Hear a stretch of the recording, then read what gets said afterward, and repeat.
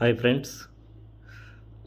మంచి వాళ్ళతో స్నేహం విడిపోతే కానీ ఆ స్నేహం యొక్క విలువ తెలియదు. అలాగే కాలం గడిచిపోతే కానీ కాలం విలువ కూడా తెలియదు.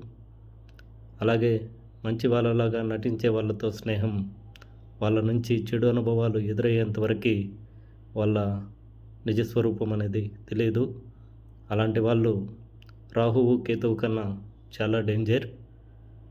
మనిషి తప్పు చేసిన తర్వాత తిరిగి సరిదిద్దుకుంటాడా లేదా అని దేవుడు చూస్తుంటాడు.